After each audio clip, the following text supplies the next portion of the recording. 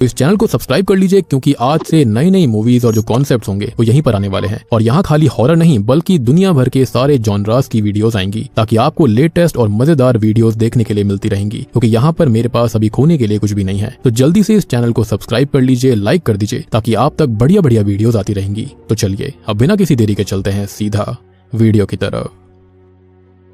तो मूवी की शुरुआत होती है चंद्रपुर नामक गांव से, जो कि वेस्ट बंगाल के अंदर है। हालांकि महाराष्ट्र के अंदर भी चंद्रपुर नाम की जगह है। खैर यहाँ पर हमें एक बहुत बड़ा मेंशन या फिर राजबाड़ी दिखाई जाती है, जहां पर आज मां काली की एक बहुत ही बड़ी पूजा हो रही थी, जिसको अटेंड करने के लिए गांव के लगभग सभी लोग आए हुए थे। अब यहाँ इस मेंशन के मालिक को दिखाया जाता है, जिनकी पत्नी आज लेबर में थी, जो कि आज अपने पहले लड़के को जन्म देती है, जिसकी खबर केयर टेकर मालिक को देता है। तो मालिक बहुत ही ज्यादा खुश थे। अब ये जो खबर होती है वो काली माँ की पूजा कर रही एक लड़की के पास भी जाती है और वो खुशी से इसका ऐलान करती है। तभी हम कुछ लड़कों को देखते हैं, जिसके अंदर जॉयदेव नाम का भी एक लड़का था, जो कि उस लड़की के पूजा करने से खुश नहीं है, क्योंकि उसके अनुसार लड़का ही सर्वोपरि होता है और पूजा जैसे रिचुअल्स खाली उनको ही करने चाहिए। लेकिन इस गांव का नियम है कि जिसको भी मां काली सपने में दर्शन देती है वही पूजा कर सकता है, मंदिर खोल सकता है। और अभी सपना उस पूजा कर रही लड़की को ही आया था। अब यहाँ पर मालिक की पत्नी ट्विंस को जन्म दे रही होती है, तो दूसरा बच्चा भी जन्म लेता है, जो कि एक लड़की थी। और ये देखकर सुनकर मानो वहाँ पर मातम सा फैल गया था। अब मालिक अपनी पत्नी के पास आते हैं और बेटे को तिलक लगाकर उसका नाम शुभांकर रखते हैं, और बेटी को उस पूजा करने वाली लड़की को सौंप दिया जाता है, यानी कि ट्विन लड़की को। अब वो पूजा कर रही लड़की उस नई जन्मी बच्ची को घर के पीछे बने हुए खंडर के अंदर एक पेड़ के सामने लेकर आती है, और बाकी लोग भी वहाँ पर एकत्रित हो गए थे,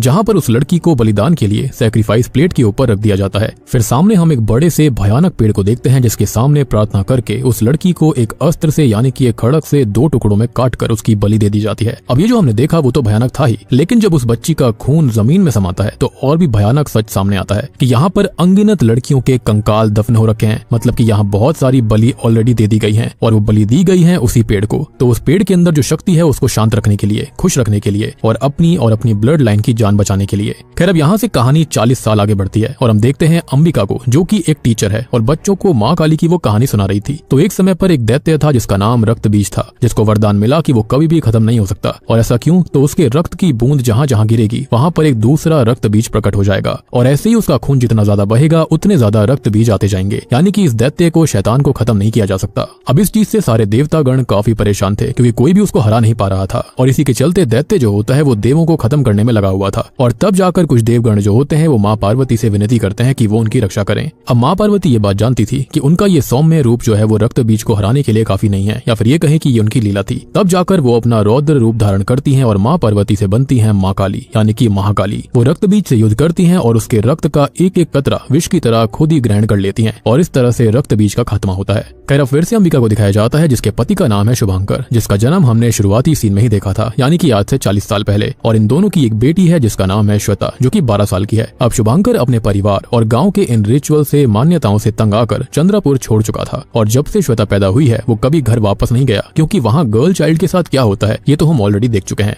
अब उसे ये डर था कि उसके परिवार, राजवाड़ी और गांव का जो श्राप है वो श्वेता का भाग्य और खुशियां ना छीन ले, तो उसने कभी उसे भी चंद्रपुर के बारे में बताया तक नहीं। अब अंबिका जो है वो सब जानती है, लेकिन उसने भी अपनी बेटी से सब कुछ छुपाया हुआ था। लेकिन श्वेता के जो सवाल होते हैं ना वो हमेशा उसके सामने आते रहते थे कि उसका परिवार कहाँ पर है। वो चंद्रपुर के बारे में हमेशा पूछती रहती थी, जिसको वो दोनों जैसे तैसे टालते रहते। अब एक दिन शुभांकर को कॉल आता है कि उसके पिताजी अब गुजर चुके हैं, तो वो वापस अकेले चंद्रपुर जाता है और उनका अंतिम संस्कार करवाता है। सारी विधि कंप्लीट होने के बाद में वो जॉयदेव से बात करता है और कहता है कि उसे अब ये राजबाड़ी बेचनी है, क्योंकि ये वैसे भी श्रापित है, तो यहाँ पर रहने का कोई भी मतलब नहीं बनता। अब जॉयदेव उससे उसके परिवार के बारे में पूछता है, तो वो अपनी बेटी के बारे में नहीं बताता। लेकिन जॉयदेव जो होता है वो सच को भांप चुका था। वो उससे कहता है कि ये श्राप, दैत्य सब पुरानी बातें हो चुकी हैं और अब ऐसा कुछ भी एग्जिस्ट नहीं करता, तो वो यहाँ पर आ सकता है। वो कहता है कि जमाना बदल चुका है, सोच बदल गई है और अब सभी पुरानी चीजों को छोड़कर आगे बढ़ चुके हैं। अब शुभांकर उससे थोड़ी बहुत बात करके रात को वहां से निकल जाता है, लेकिन घर के बाहर उसका पैर एक रूट से लग गया था और थोड़ी सी जड़ उसके जूते में चिपक गई थी। अब वो अपनी गाड़ी से घर के लिए रवाना हो रहा था। जिसे रास्ते में अंबिका जो होती है वो श्वेता की बनाई हुई एक ड्राइंग भेजती है, जिसको देखकर शुभांकर घबरा गया था, क्योंकि श्वेता ने चंद्रपुर में मौजूद उसी खंडर के अंदर लगे हुए उस पेड़ और उस पेड़ पर बने हुए चेहरे की तस्वीर बनाई थी। अब शुभांकर जैसे ही इस चीज को देखता है वो परेशान होकर अंबिका को कॉल करता है, लेकिन नेटवर्क एरर से दोनों की बात नहीं हो पाती। अब वो कार के अंदर बैठा ही हुआ था कि तभी हम वृक्ष असुर को देखते हैं, जो कि कार को अपनी जड़ों से जकड़ लेता है और शुभांकर को जलाकर खत्म कर देता है। जी हाँ, और जब ये खबर अंबिका को मिलती मिलती है तो वो इससे बुरी तरह टूट गई थी और ये सब कुछ उसी जड़ की वजह से हुआ था और पुलिस के हिसाब से शुभांकर का एक्सीडेंट हुआ था। अब धीरे धीरे गम में 3 महीने बीत जाते हैं और शुभांकर की मौत के नाइटमेयर्स उसे रोज परेशान कर रहे थे। अब एक दिन जॉयदेव जो होता है वो अंबिका को फोन करके ये कहता है कि शुभांकर ने राजबाड़ी बेचने के लिए बोला था तो उसे ग्राहक मिल चुका है तो वो और श्वेता वहां पर आ जाएं, लेकिन वो इसके लिए साफ इनकार कर देती है। तो वो उसको समझाता है कि शुभांकर यही चाहता था और उसकी आखिरी ख्वाहिश पूरी होने से उसकी आत्मा को मुक्ति मिल जाएगी, तो वो वहां पर जाने के लिए एग्री हो जाती है, जबकि हम जानते हैं कि उसे ऐसा बिल्कुल भी नहीं करना चाहिए था।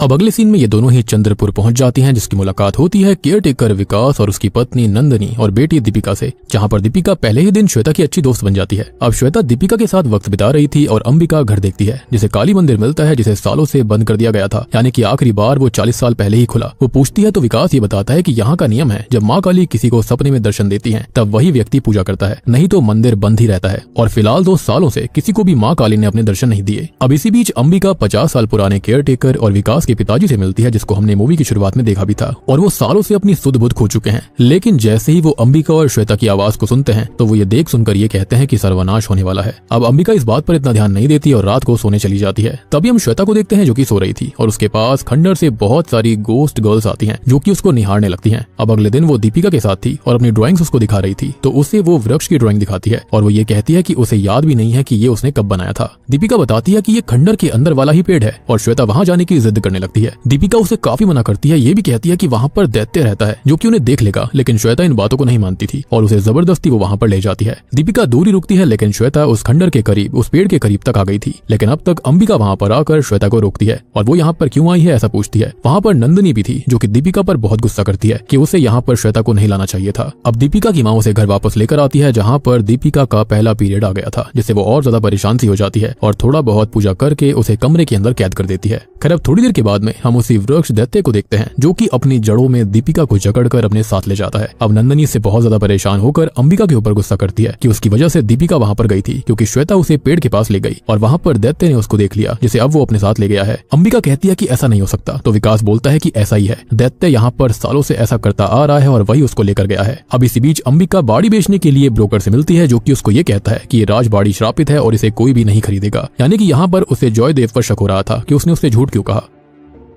अब अंबिका दीपिका के जाने से परेशान है और जॉयदेव पुलिस ऑफिसर को बुलाता है जो कि इन्वेस्टिगेशन शुरू करने लगता है, लेकिन सब यही कहते हैं कि दैत्य ही दीपिका को लेकर गया है, इस पर वो भी यकीन नहीं करता। अब गांव के सभी लोग और जॉयदेव भी यही कहता है कि हाँ ये दैत्य का काम है। साथ ही साथ सभी श्वेता के ऊपर ब्लेम डाल रहे थे, तो अंबिका यहाँ पर ये कहती है कि इसमें श्वेता की गलती नहीं है और अब अंबिका कहती है कि वो खुद खंडर जाएगी और दीपिका को वापस लेकर आएगी। वो पुलिस ऑफिसर के साथ खंडर में जाती है जहाँ पर वो शैतानी पेड़ को देखती है जिसके आसपास ढेर सारे ईविल पेड़ थे जिनके ऊपर चेहरे तक बने हुए थे और उन्हें यहाँ पर दीपिका तो नहीं मिलती, लेकिन हम एक बूढ़ी महिला को देखते हैं जो कि उसके ऊपर ही नजर रख रही थी। अब अंबिका घर वापस आती है जिससे श्वेता सवाल करती है कि ऐसा क्या सच है जो कि वो आज तक उससे छुपा रही है और अब जाकर उसे सारी सच्चाई बतानी पड़ती है। तो अंबिका ये बताती है कि जब माँ काली ने रक्त बीज का वध किया था, उसके खून को विष की तरह ग्रहण किया था, तो उसके बाद उसके खून का एक कतरा धरती पर गिर गया था और जहाँ पर ये खून का कतरा गिरा वही जगह चंद्रपुर है। उस खून के कतरे से एक राक्षस का जन्म हुआ जिसका नाम है अमसजा।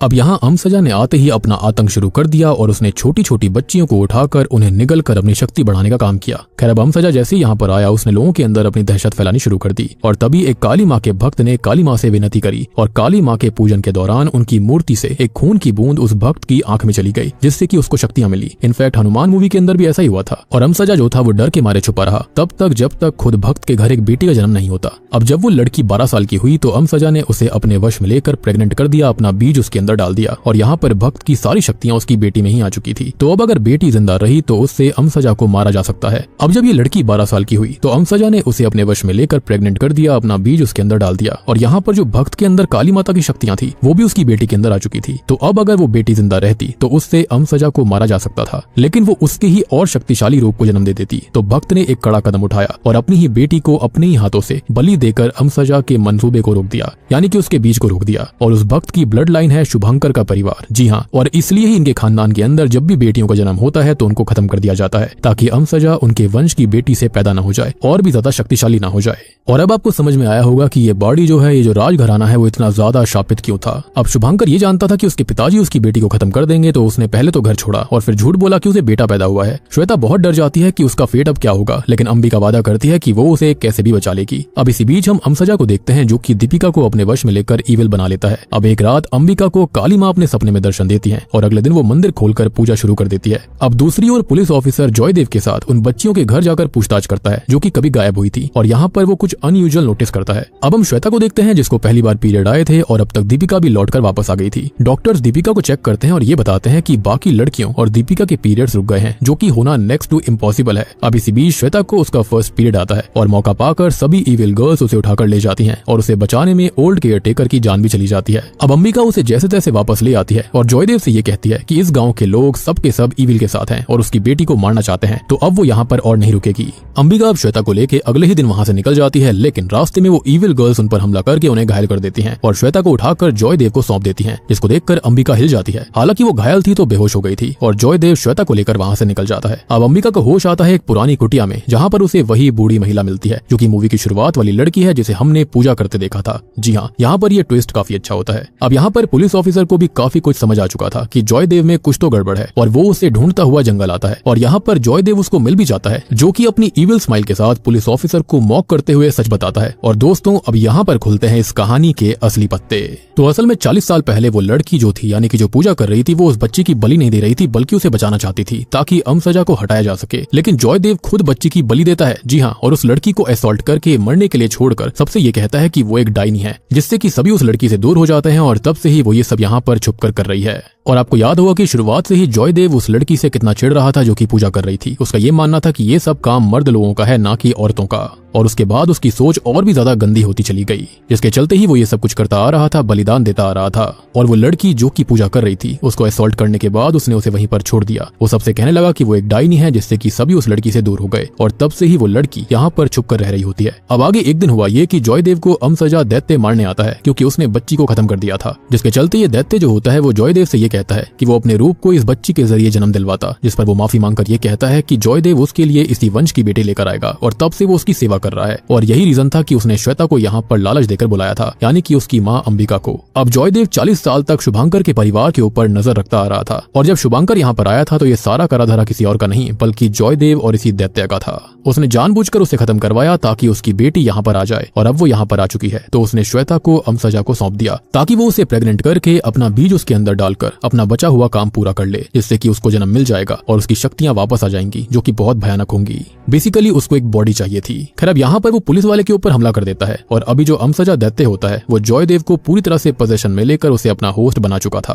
Now coming back to the story, अपनी बेटी को बचाने के लिए अंबिका माँ काली की पूजा करके उनसे शक्ति लेती है और माँ काली उसको आशीर्वाद भी देती है। खैर, अब वो उसी पेड़ के पास जाती है जहाँ पर जॉयदेव उसको मिलता है, जिसकी ईविल गर्ल्स उस पर हमला कर रही थी, बेसिकली अमसजा की। लेकिन वो उन सब से बचकर जॉयदेव को मारने आगे बढ़ती है। यानी कि जो अमसजा था उसने सारी लड़कियों को अपने पोजीशन में ले रखा था, या फिर ये कहें कि उनकी स्पिरिट्स को। लेकिन वो पेड़ों की जड़ों में उसे बांधकर उसका पूरा शरीर तोड़कर यहाँ पर अंबिका को खत्म कर देता है। अब वो श्वेता को प्रेग्नेंट करने की विधि करने लगता है, उसको एक काइंड ऑफ कोकून में बंद कर लेता है। लेकिन इसी बीच होता यह है कि जो अंबिका होती है ना, उसके पास उन बलि दी गई बच्चियों की सोल्स की शक्तियां और काली माँ की शक्तियां एक्टिवेट हो जाती हैं, जिसकी वजह से वो फिर से जिंदा हो गई थी और अब वो जॉयदेव से लड़ना शुरू करती है। एक तरह से उसी डीमन से लड़ना शुरू करती है। बेसिकली अब वो माँ काली के खड़क के साथ बहुत बढ़िया लड़ाई करके यहाँ पर उसे कमजोर करके उसी का दिल निकाल लेती है और इससे अमसजा को खत्म कर दिया जाता है। अब इससे सभी लड़कियां जो कि ईविल की चपेट में थी वो बिल्कुल ठीक हो गई थी, यानी कि उनकी सोल्स आजाद हो गई थी। लेकिन शॉकिंगली हम ये देखते हैं कि श्वेता अब प्रेग्नेंट हो चुकी है और अमसजा को खत्म करने अंबिका को उसे ही खत्म करना होगा।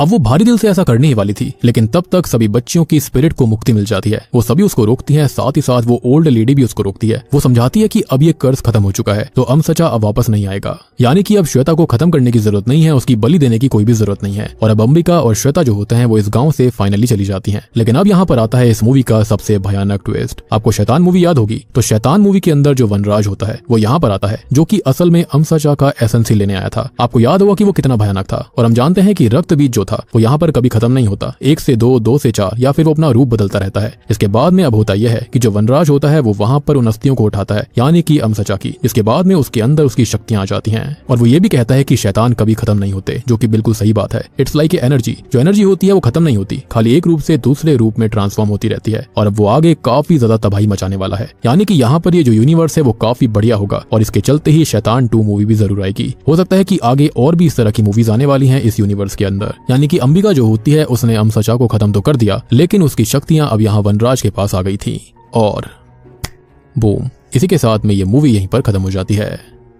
तो दोस्तों ये थी माँ फिल्म की कहानी। उम्मीद करता हूँ कि आपको ये कहानी पसंद आई होगी। अब देखो यहाँ पर जो फिल्म है ना, ये मुझे एक बंगाली हॉरर सीरीज से मिलती जुलती है, जिसको मैं जल्दी ही एक्सप्लेन करूंगा। तो मैं टाइटल में लिख भी दूंगा कि इंस्पायर्ड फ्रॉम विच सीरीज। ये मूवी जो थी वो अच्छी तो थी, लेकिन यहाँ पर कॉन्सेप्ट जो है ना वो काफी सारी मूवीज और सीरीज के मिलाकर बनाए गए हैं। अब देखो यहाँ पर जो अमसचा डीमन या दैत्य दिखाया गया है, इसका कोई लिटरल मीनिंग नहीं है, लेकिन मूवी के अंदर खाली यही दिखाया गया है कि ये एक तरह की नेगेटिविटी होती है या फिर डार्क एनर्जी होती है, जिसको अमसचा का नाम दिया गया। और देखो सिंपल सी बात है, कोई भी एनर्जी हो, चाहे पॉजिटिव हो या फिर नेगेटिव हो, एनर्जी एनर्जी होती है और जो एनर्जी होती है वो कभी खत्म नहीं होती, वो खाली ट्रांसफॉर्म होती रहती है। तो इसके चलते हमें यही दिखाया गया। साथ ही साथ यहाँ पर छोरी और भी काफी सारी मूवीज जैसे कि डाइनी सीरीज आई थी, उस तरह का कॉन्सेप्ट यहाँ पर है कि लड़कियों के साथ में कितना गलत करा जाता है या फिर यहाँ पर ये सारी उल्टी सीधी प्रथाएं चलती रहती हैं। तो इन सब के बारे में भी दर्शाने की कोशिश करी गई है। और छोरी 2 के अंदर भी इसी तरह का दैत्य वाला ही कॉन्सेप्ट था। वो जो आदमी था, जो बूढ़ा व्यक्ति था, वो असल में एक दैत्य ही होता है, जो कि किसी ऐसी लड़की को ढूंढ रहा था जिससे कि वो अपनी शक्तियों को बढ़ा सके, अपनी फिजिकल फॉर्म को स्ट्रॉन्ग कर सके। और यहाँ पर भी सेम टाइप का ही कॉन्सेप्ट है। मतलब मैं जल्दी बंगाली सीरीज को लेकर आने वाला हूं, तो उसको आप देखकर बताइएगा कि यहाँ पर कुछ ना कुछ कॉपी करा गया है या फिर नहीं करा गया है। लेकिन हाँ, मूवी यहाँ पर वन टाइम वॉचेबल है, आप जाकर जरूर देख सकते हैं। आपको ये मूवी कभी बोर नहीं करती। थोड़ी बहुत स्लो वगैरह हो जाती है कहीं ना कहीं, लेकिन ओवरऑल मूवी काफी सही है। जो VFX वगैरह थे वो कुछ जगहों पर थोड़े से ग्लिची लगते हैं, मतलब फील हो जाता है कि ये VFX का इस्तेमाल करा गया है। और अच्छा VFX वही होता है जहां पर आप ऑडियंस को चकमा दे सकते हैं कि उनको पता ना चले कि ये VFX है। हालांकि ओवरऑल कॉन्सेप्ट मूवी का अच्छा है और शैतान से जो जोड़ा गया है वो भी काफी अच्छा है। तो देखने में तो आपको मजा जरूर आएगा। अब जैसे कि स्त्री यूनिवर्स बना था, ऐसे ही यहाँ पर ये शैतान यूनिवर्स बनने वाला है, जहां पर और भी फिल्में हमें देखने के लिए मिलेंगी। तो अगर आप चाहते हैं कि मैं यहाँ पर कवर कर सकता, उनको मैं यहाँ पर फ्रीली कवर कर सकता हूँ, तो जल्दी से सब्सक्राइब कर लीजिए, क्योंकि और भी इंटरेस्टिंग और नई नई मूवीज और सीरीज में यहीं पर लेकर आऊंगा, ताकि कोई रिस्क भी ना रहे और आप लोग भी एंजॉय कर सको। तो आप सभी का सपोर्ट चाहिए, आप सभी का साथ चाहिए। जल्दी से चैनल को सब्सक्राइब कर दीजिए, फटाफट वीडियो को लाइक कर दीजिए, ज्यादा से ज्यादा कमेंट्स करिए ताकि ये चैनल आगे जाए। तो मैं आप सबको मिलता हूँ अगली वीडियो के साथ में।